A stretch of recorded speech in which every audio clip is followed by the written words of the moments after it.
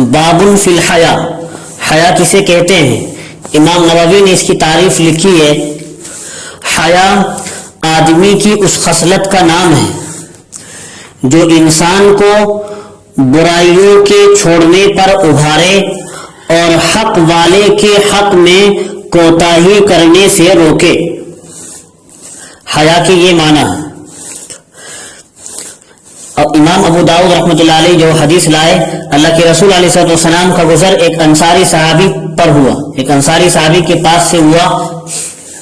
جو اپنے بھائی کو نصیحت کر رہے تھے حیا کے بارے میں، یعنی کثرت حیا کے بارے میں، بھئی زیادہ شرم نہیں کرنی چاہیے، کثرت حیا کے بارے میں نصیحت کر رہے تھے، سمجھا رہے تھے کہ آدمی کو زیادہ نہیں شرمانا چاہیے،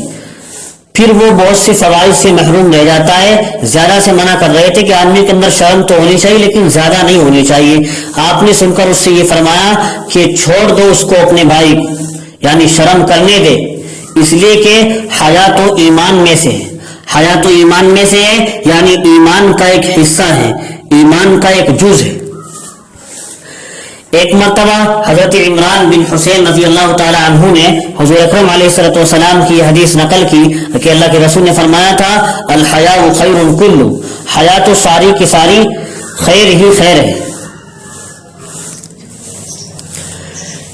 پھر آگے اللہ کے رسول علیہ الصلوۃ والسلام ارشاد فرما رہے ہیں کہ بے شک حیا تو ایمان کی وہ خصلت ہے،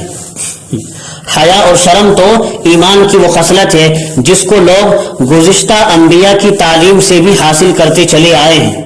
وہ حیا کے بارے میں ہے کہ جب تجھ کو حیا نہ رہے تو پھر جو چاہے کرتا رہے۔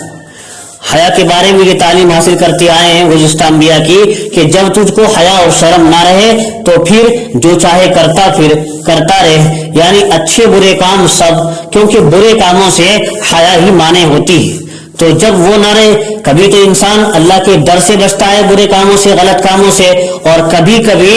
برے کاموں سے بچتا ہے حیا کی وجہ سے، حیا اور شرم ہی ان سے معنی بن جاتی ہے۔ تو جب وہ نہ رہے گی تو آدمی سب طرح کے کام کر گزرے گا۔ اس حدیث سے معلوم ہوا کہ حیا ایسی خصلت حسنہ ہے، حیا اور شرم ایسی اچھی عادت ہے جو گزشتہ انبیاء کی تعلیم میں بھی پائی جاتی ہے اور کسی شریعت میں بھی یہ منسوخ نہیں ہوئی۔ اور ایک مطلب اس حدیث کا یہ بھی بیان کیا گیا کہ آدمی جس کام کو کرنے کا ارادہ کر رہا ہے تو اس کو کرنے سے پہلے چاہیے کہ یہ سوچ لے کہ اس کام کو کرنے کے بعد شرمندگی تو نہیں اٹھانی پڑے گی۔ اگر طبیعت یہ فیصلہ کرے کہ شرمندگی نہ ہوگی تو اس کو کر لے، اور اگر ذہن میں یہ آئے کہ اس کو کرنے کے بعد شرمندگی ہوگی تو نہ کرے۔ اور ویسے حیا کی تعریف آپ کو بتا دی، حیا کے معنی صرف شرم ہی کے نہیں ہے، بلکہ حیا کی تعریف علماء نے یہ لکھی ہے، آدمی کی وہ خصلت، وہ عادت جو اس کو برائیوں کے چھوڑنے پر ابھارے اور حق والے کے حق میں کوتاہی کرنے سے روکے، چاہے اللہ تعالیٰ کا حق ہو یا بندوں کا حق۔